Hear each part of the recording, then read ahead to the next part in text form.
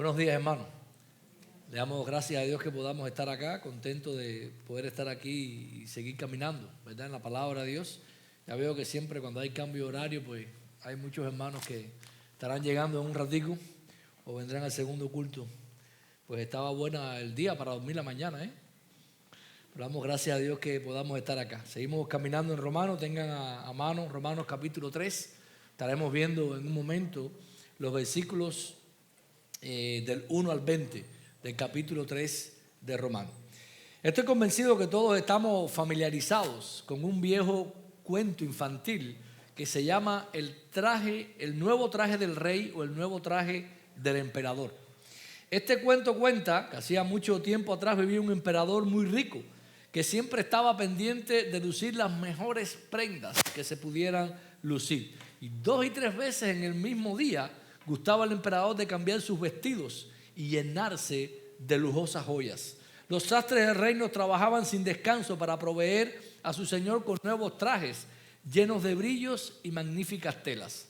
Cierto día aparecieron en el reino unos estafadores que decidieron hacerle algo al emperador. Los ladrones aseguraban poseer las mejores telas y confeccionar ajuares nunca vistos. Como era de esperar, el emperador quedó completamente deslumbrado por las promesas de aquellos ladrones y les pagó una gran suma de dinero por adelantado para que ellos comenzaran a trabajar. Durante varios días, aquellos vibrones se quedaron en una habitación del palacio. Montaron todo un tejar allí y ellos simulaban que estaban tejiendo hermosos vestidos, pero en realidad solo se dedicaban a cobrar más y a beber y comer a sus anchas.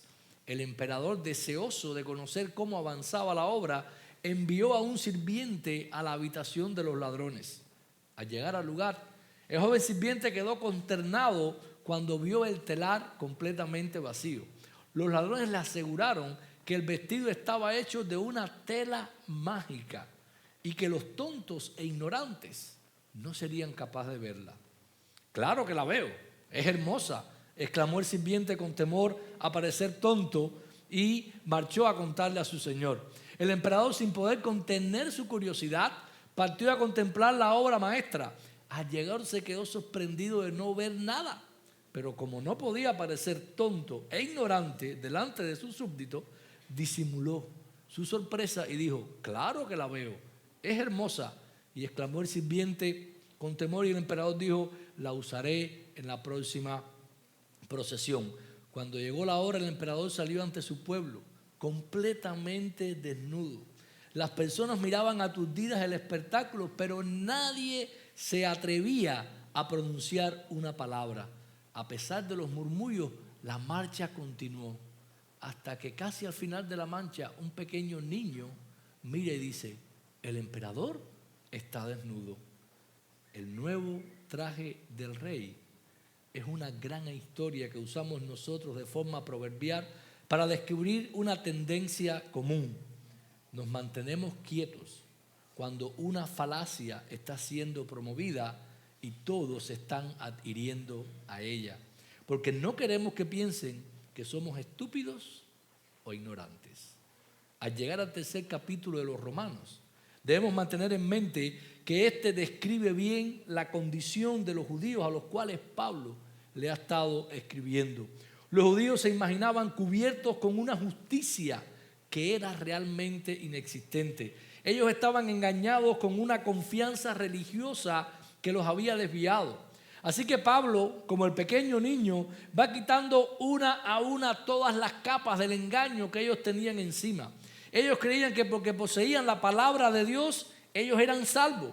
Ellos se veían como guías de ciegos, correctores de ignorantes, maestros de indoctos. Pero Pablo va a destruirles toda esta falsa confianza. En estos primeros versículos, 20 versículos del capítulo 3, Pablo les va a decir algo importante a ellos. Les va a decir que la ley simplemente nos revela que nosotros estamos bajo pecado y que no podemos justificarnos basados en nuestras obras. Una enseñanza esencial para el hombre y una enseñanza completamente olvidada e ignorada por muchos. Quiero invitarles a leer capítulo 3, versículos del 1 al 20. Dice de esta manera: ¿Qué ventaja tiene pues el judío? ¿O qué aprovecha o de qué aprovecha la circuncisión? Mucho, en todas maneras. Primero, ciertamente que les ha sido confiada la palabra de Dios. Pues ¿qué? Si alguno de ellos han sido incrédulos, ¿su incredulidad habrá hecho nula la fidelidad de Dios? De ninguna manera. Antes bien sea Dios veraz y todo hombre mentiroso, como está escrito, para que seas justificado en tu palabra y venzas cuando fueres juzgado. Y si nuestra injusticia hace resaltar la justicia de Dios, ¿qué diremos? ¿Será injusto Dios que da castigo? Hablo como hombre, en ninguna manera. De otro modo, ¿cómo juzgaría Dios al mundo? Pero si por mi mentira la verdad de Dios abundó para su gloria, ¿por qué aún soy juzgado como pecador? ¿Y por qué no decir, como se nos calumnia y como algunos cuya condenación es justa, afirman que nosotros decimos, hagamos males para que vengan bienes? ¿Qué pues? ¿Somos nosotros mejores que ellos? En ninguna manera. Pues ya hemos acusado a judíos y a gentiles, que todos están bajo pecado. Como está escrito, no hay justo ni aun uno, no hay quien entienda, no hay quien busque a Dios. Todos se desviaron, a una se hicieron inútiles. No hay quien haga lo bueno, no hay ni siquiera uno. Sepulcro abierto es su garganta, con su lengua engañan. Veneno de áspides hay debajo de sus labios. Su boca está llena de maldición y de amargura. Sus pies se apresuran para derramar sangre. Quebranto y desventura hay en sus caminos. Y no conocieron camino de paz. No hay temor de Dios delante de sus ojos. Pero sabemos que todo lo que la ley dice, lo dice a los que están bajo la ley, para que toda boca se cierre y todo el mundo quede bajo el juicio de Dios. Ya que por las obras de la ley, ningún ser humano será justificado delante de él, porque por medio de la ley es el conocimiento del pecado. Padre, gracias te damos en esta hora, Señor. Gracias por esta tu palabra, gracias por este conocimiento tan importante que tú estás revelando a nosotros hoy. En Jesús te pedimos que tu Espíritu use, Señor, esta palabra para darnos convicción a nosotros. En Él te lo rogamos. Amén.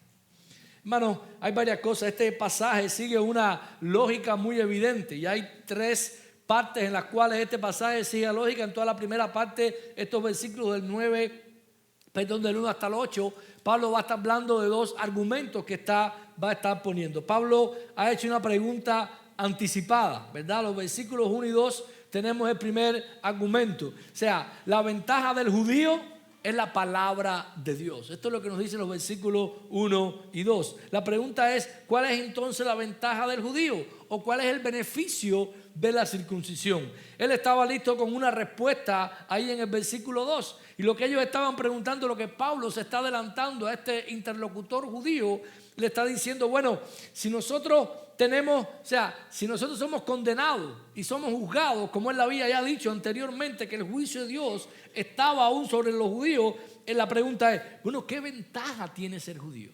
¿Qué ventaja tiene que a los 8 años de edad me hayan circuncidado? ¿Qué ventaja tiene que haya guardado la ley de Dios durante toda mi vida, que yo haya estado dentro del pueblo de Dios, que haya ofrecido todas las ofrendas que he tenido que ofrecer? ¿Qué ventaja tengo yo que soy parte del pueblo de Dios? Esta es la pregunta que está haciendo aquí el judío. Y la respuesta de Pablo es contundente. Miren el versículo 2, mucho, en todas maneras o de muchas maneras. Primero, ciertamente que les ha sido confiada la palabra de Dios. La primera ventaja que tenía el judío, la primera ventaja que tenían aquellos que están o que tienen aquellos que están dentro del pueblo de Dios o que crecen dentro del pueblo de Dios es que tienen la palabra de Dios en sus manos. Específicamente, Pablo estaba haciendo alusión aquí al Antiguo Testamento, a toda la palabra revelada hasta aquel momento que ellos tenían. El hecho de tener la autorrevelación de Dios era una ventaja inmensa para el judío y esto se mantiene aún para nosotros hoy en día. Tener y criar nuestros hijos bajo la palabra de Dios, hermanos, es una ventaja inmensa la cual nosotros tenemos. Primero porque tenemos la descripción escrita de la naturaleza eterna de Dios. A través de la palabra de Dios nosotros conocemos quién es Dios, cómo es Dios.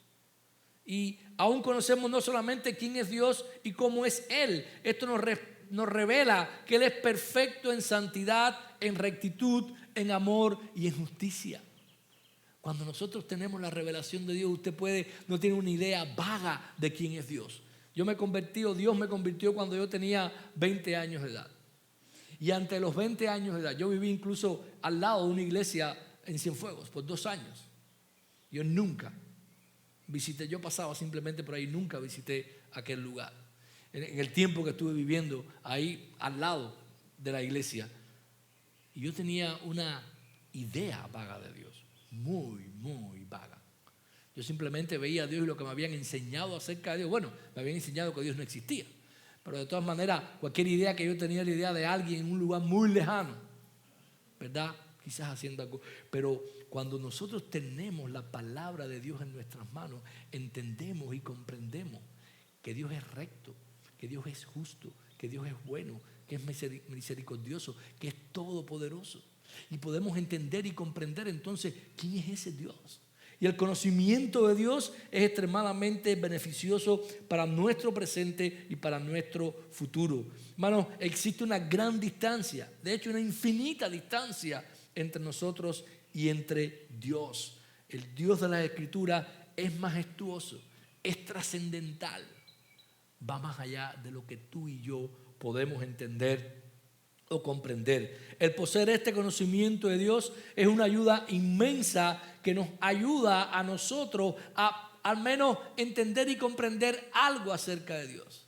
Porque la mente natural, las personas que no entienden y no comprenden y no conocen al Dios de las Escrituras, a como Él se nos ha revelado, nunca podrá entender ni comprender a Dios. El incrédulo siempre cierra la brecha entre Dios y el hombre de 2 maneras. O minimiza a Dios o maximiza al hombre. Esa es la manera en que aquellos que no conocen al Dios revelado en las Escrituras hablan de Dios. O simplemente minimizan a Dios o simplemente magnifican al hombre, pero dejan a Dios completamente fuera de la ecuación. La segunda ventaja de tener los oráculos de Dios o la palabra de Dios es que tenemos una descripción escrita de la naturaleza y los propósitos del hombre. No solamente nos habla acerca de quién es Dios y cómo podemos nosotros relacionarnos con este Dios, sino que nos habla acerca de nosotros. Esto está muy relacionado con la revelación de Dios, porque si podemos ver su majestad, podremos entonces vernos a nosotros mismos tal y como nosotros somos. Vaya a la palabra de Dios, lea todo lo que usted aprende de Dios y compárese con Dios. ¿De qué se va a dar cuenta? De que nosotros simplemente somos muy ínfimos. Los seres humanos piensan que quienes respetan a Dios el Creador pueden comenzar a entender el misterio de su propio ser. Y esto, unido con la revelación de las Escrituras, muestra que simplemente el hombre está bajo una corrupción total. Y es algo que Pablo va a hablar un poquito más adelante. Esto no significa o nos permite vernos como esto. Un hecho que aquellos que no tienen los oráculos de Dios no pueden ver. Nuestra última ventaja es que tenemos guías escritas de lo que Dios quiere que el hombre haga. Y es que amemos a Dios con todo nuestro ser. Hermanos, las ventajas que tenía el judío y las ventajas que tenemos nosotros hoy en día al conocer y tener la palabra de Dios de nuestra parte son inmensas. Como un judío miembro de una iglesia, ellos podían tener esa palabra de Dios. Nosotros tenemos la palabra de Dios. Nosotros conocemos cómo es Dios. Conocemos cómo somos los cristianos, los hombres, y sabemos qué se requiere para la salvación. Entonces, ¿tiene ventaja que tengamos la palabra de Dios para obtener salvación? Sí, mucha ventaja. Eso es lo que Pablo estaba respondiendo a los judíos. Ustedes tienen mucha ventaja porque ustedes realmente conocen a Dios. Y realmente conocen la condición del hombre. Y realmente conocen lo que Dios demanda del hombre. Por tanto, era una gran ventaja tener la palabra de Dios. Pero el judío también tenía ventaja. No solamente la ventaja del judío de tener la palabra de Dios. Era la ventaja del judío a pesar de que habían objeciones irracionales. Los versículos del 3 al 8, Pablo se mueve a responder otras objeciones que aquel judío pudiese tener, ¿verdad? Y eran irracionales completamente. Hay 3 objeciones aquí. La primera es, ¿qué si alguno no tiene fe? Versículo 3, pues ¿qué si algunos de ellos han sido incrédulos? ¿Acaso su infidelidad o su incredulidad habrá hecho nula la fidelidad de Dios?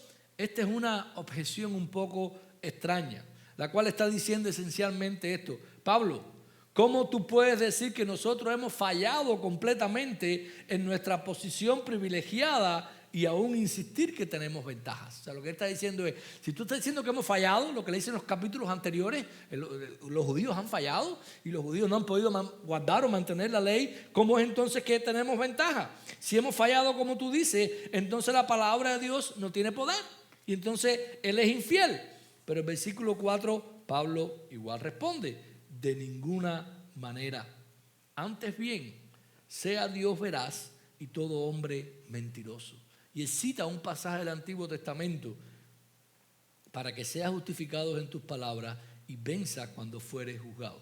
Curiosamente, este pasaje que Pablo cita del Antiguo Testamento es el Salmo 51. Y aquellos que conocen el Salmo 51 y las circunstancias en las cuales este versículo fue escrito, es David confesando su pecado con Betsabé.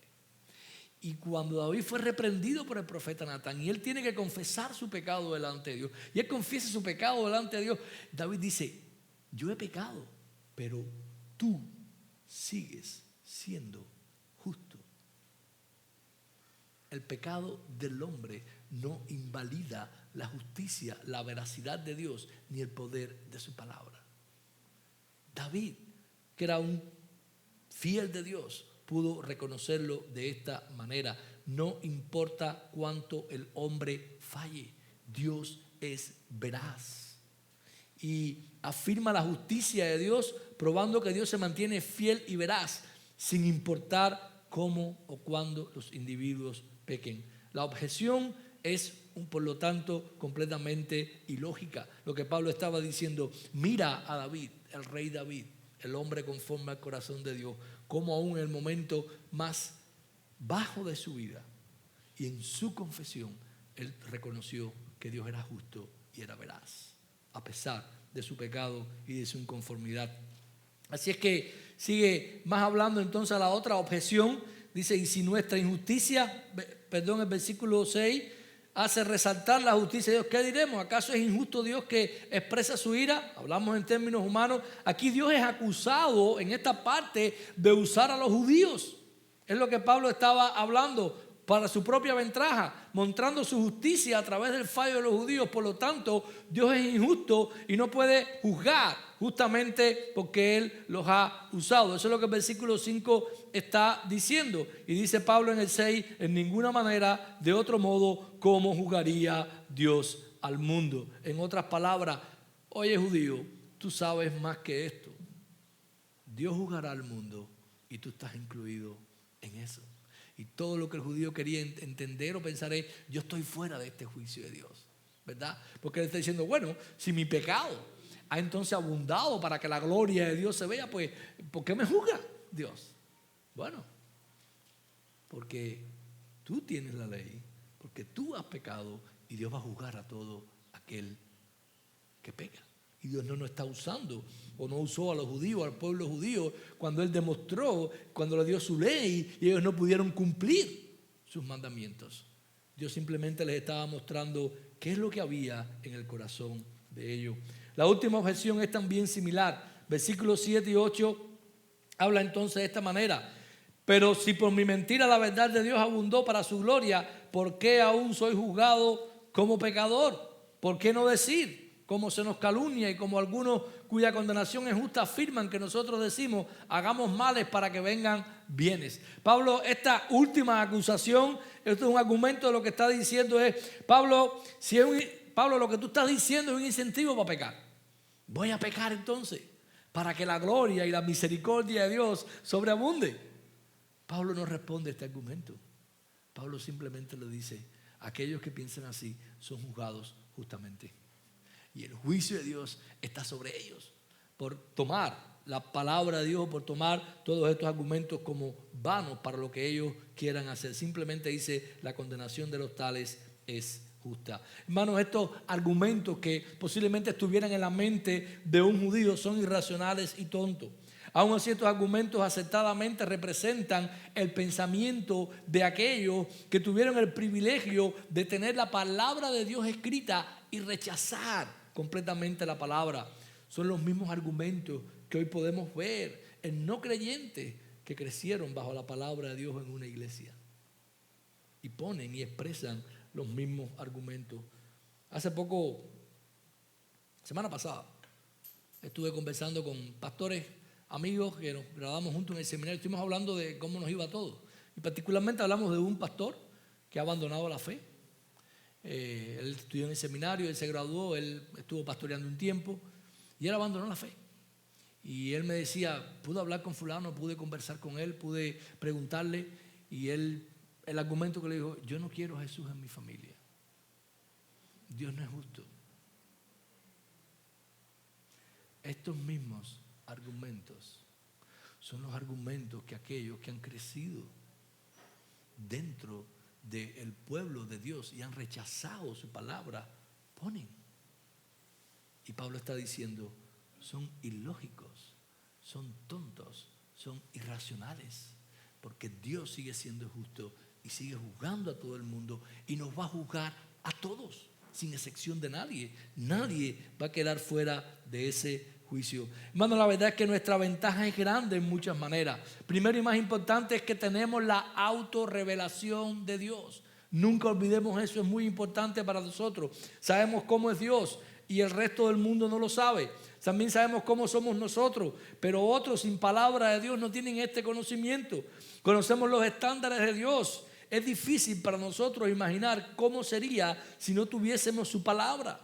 Cada día de nuestra vida, tú y yo tenemos que agradecer por tener esta palabra.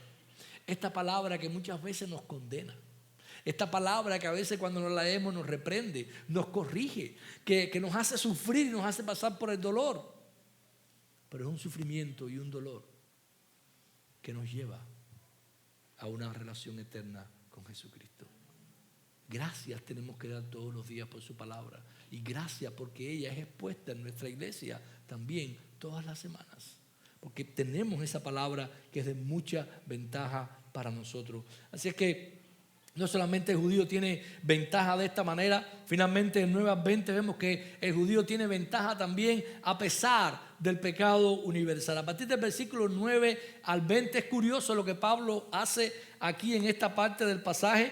Mientras llega al punto final, él dramatiza la inmensidad de la ventaja del judío y de nosotros, porque el mundo entero, él declara, está bajo pecado. Miren el versículo 9. ¿Qué pues? ¿Somos nosotros mejores que ellos? Entonces fíjense cómo cambia el argumento. Él empieza diciendo, ¿tenemos nosotros ventaja? Sí, tenemos ventaja. El judío tenía ventaja porque conocía a Dios y conocía su palabra. Ahora, ¿somos mejores que los gentiles? No. Miren cómo Pablo responde en el versículo 9. En ninguna manera. Pues ya hemos acusado a judíos y a gentiles que todos están bajo pecado.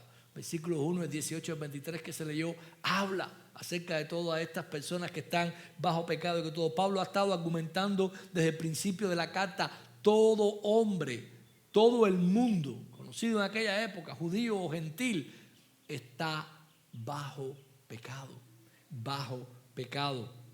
Addison Leitch, un escritor, ilustra esto de la siguiente manera. Él dice que si el pecado fuera azul, cada aspecto de nosotros sería una sombra del azul.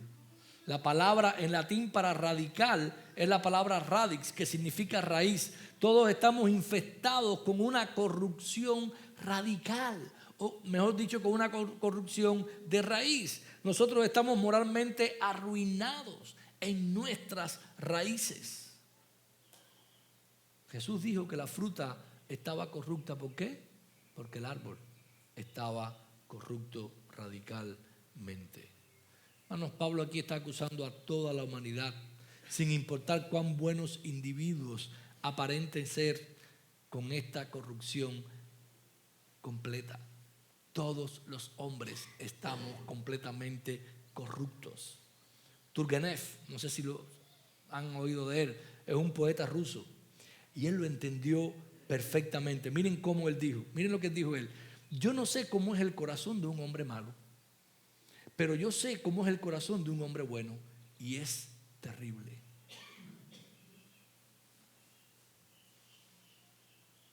Estamos corruptos, hermanos. Todo hombre está corrupto, judío o gentil, cristiano o del mundo. Todo hombre está corrupto. Y Pablo apoya su acusación agrupando una serie de textos del Antiguo Testamento. Versículos del 10 hasta el 18. Esta es la cadena más larga de citas del Antiguo Testamento que Pablo hace en cualquiera de sus cartas. Y él va por lo menos a 6 o 7 lugares diferentes en el Antiguo Testamento para probar un punto importante. Y él va a probar esto. O sea, él va a probar que todas estas fuentes en el Antiguo Testamento describen primero el carácter depravado del hombre, describen después su conducta depravada y finalmente describe cuál es la causa. ¿Cómo describe el carácter depravado? Bueno, las primeras citas en el versículo 10, como está escrito, no hay justo ni aun uno, ¿verdad? No hay quien entienda. De nuestro carácter, el apóstol usa el versículo 10, no hay justo ni aun uno. En cada caso de que alguien piense o pudiera pensar que pudiese dejar algún lugar para uno, alguna duda, a lo mejor existe algún justo, algún hombre que pueda conformarse a la ley de Dios. ¿Qué dice? No hay ¿qué? Ni aun uno. No hay uno. No ha vivido un hombre en la tierra que pueda ser justo. Nosotros usamos términos relativos para hablar de la rectitud en términos humanos, pero el estándar usado aquí es la rectitud de Dios. Por eso les digo ahorita, si usted quiere compararse con alguien, compárese con Dios. Y delante de Dios no existe uno solo. Cristo fue el único que pudo obedecer el gran mandamiento de una manera perfecta, ¿verdad? Amarás a tu Dios con todo tu corazón, con toda tu alma, con toda tu fuerza y con toda tu mente, y a tu prójimo como a ti mismo. ¿Cuántos de nosotros han podido mantener perfectamente este mandamiento desde que nos levantamos hoy? Ninguno. Nosotros estamos corruptos y el pecado está en nosotros. Versículo 11, no solamente que no hay nadie, no hay justo ni aun uno, dice que no hay quien entienda. ¿Entender qué? Hermanos, entender la profundidad de los atributos de Dios. El pecado lo hace imposible. No importa cuánto usted estudie teología, no importa cuánto usted lea la Biblia, siempre habrá deficiencia en nuestro entendimiento de Dios. Siempre la habrá.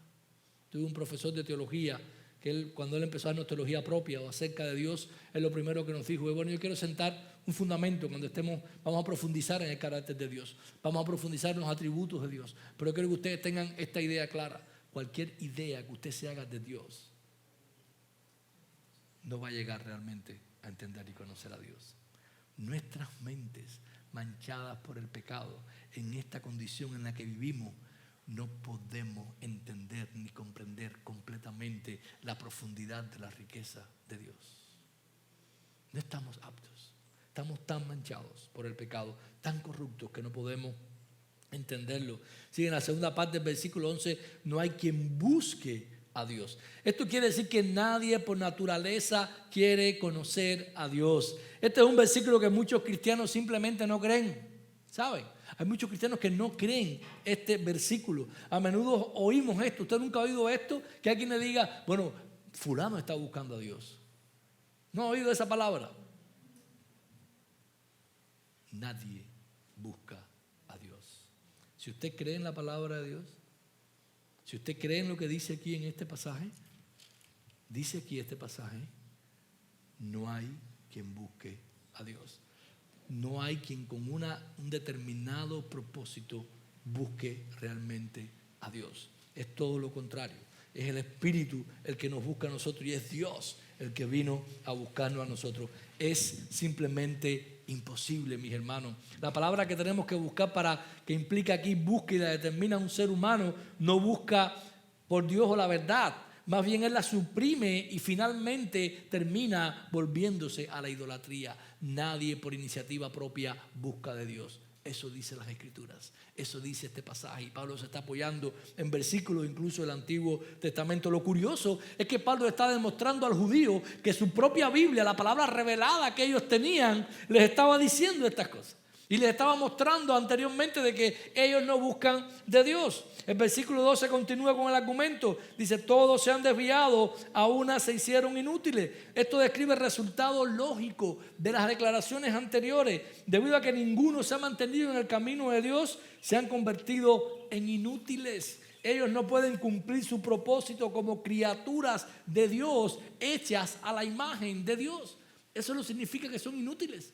Hermanos, el hombre se ha convertido en un ser inútil porque no puede cumplir el propósito de haber sido creado a la imagen de Dios. Y eso nos inutiliza completamente. Somos como aves que no pueden volar o peces que no pueden nadar. No hay quien haga el bien, no hay ni aún uno. Quizás usted piense, bueno, pero los hombres hacen buenas obras. Sí. Nosotros hacemos de vez en cuando buenas obras, pero no lo hacemos consistentemente o profundamente.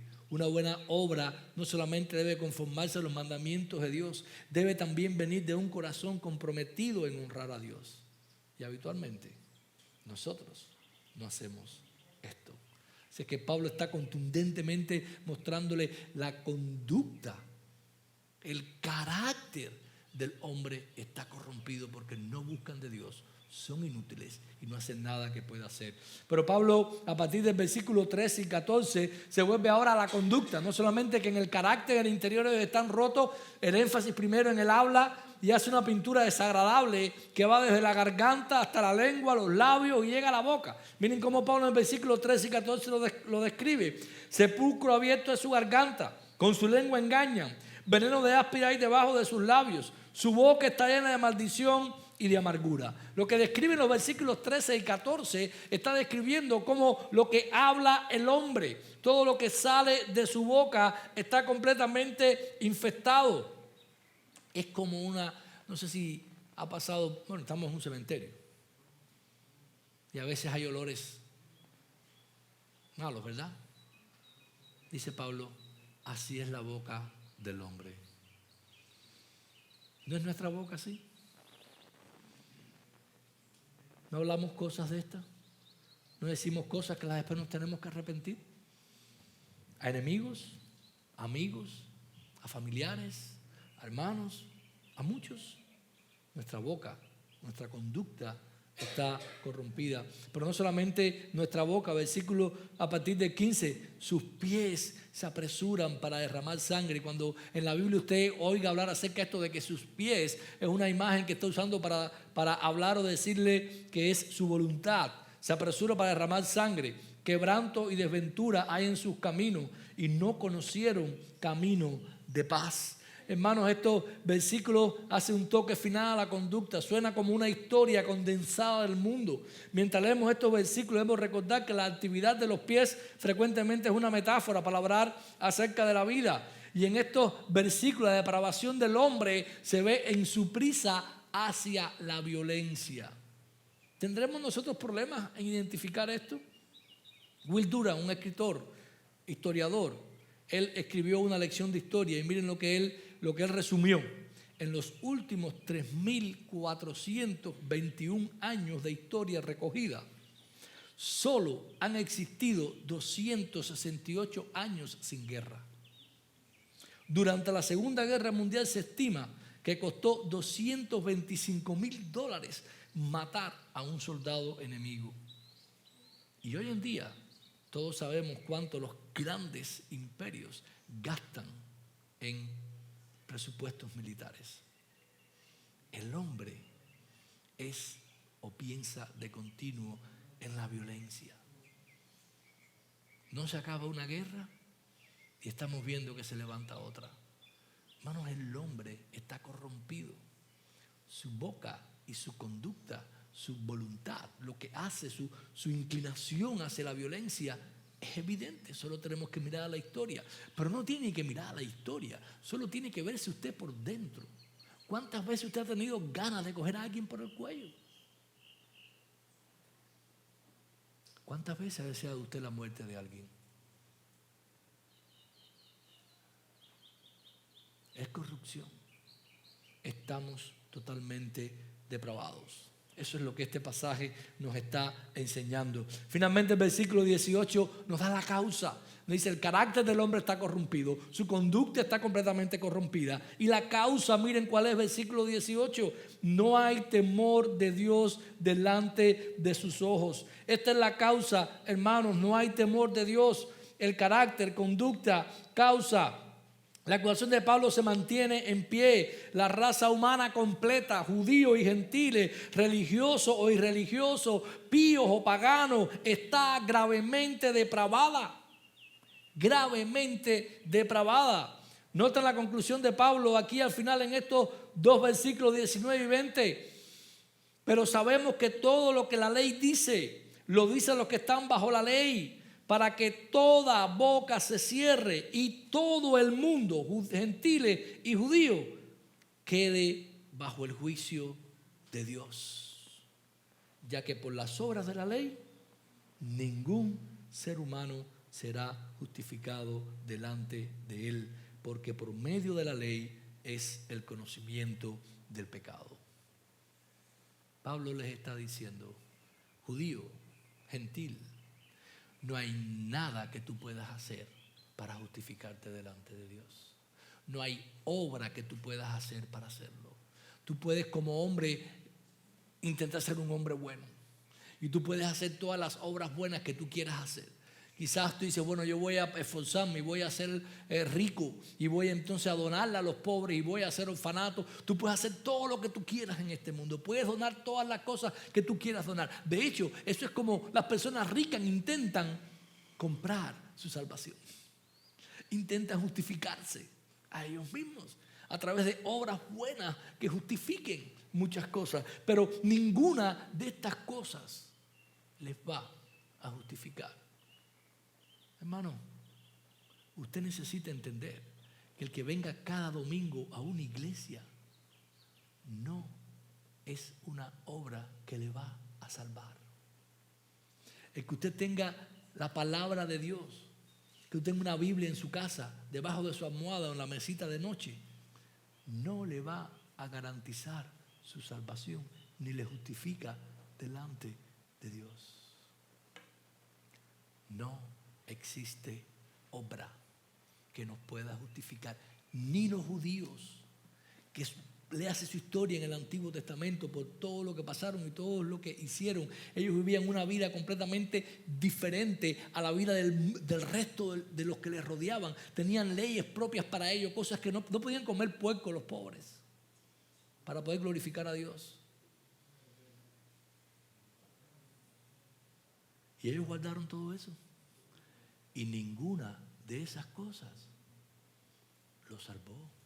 Pablo les está diciendo: están bajo pecado. Están atados completamente al pecado. Termino, hermano, en esta mañana.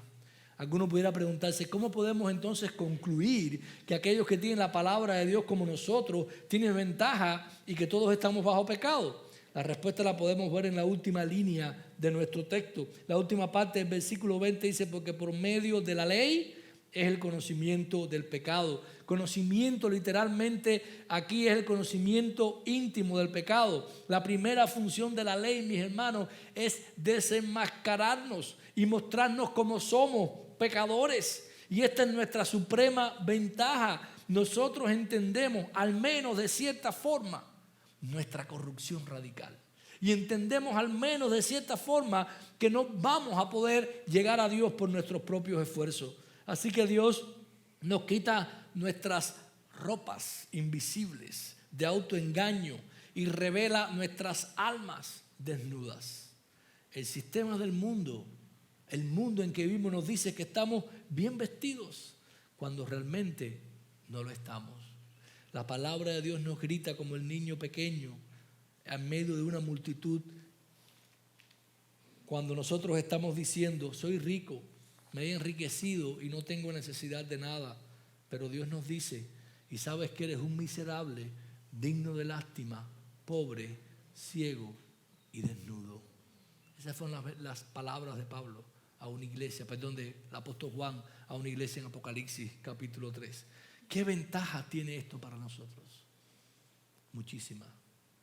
Para el cristiano que entiende esto adecuadamente, no te confíes.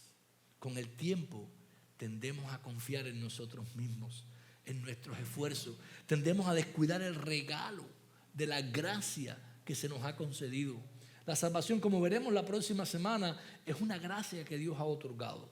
Pues nosotras, pues nuestras almas están completamente desnudas delante de Dios. Y Él nos ha concedido las ropas adecuadas, las únicas que pueden cubrir la desnudez de nuestra alma.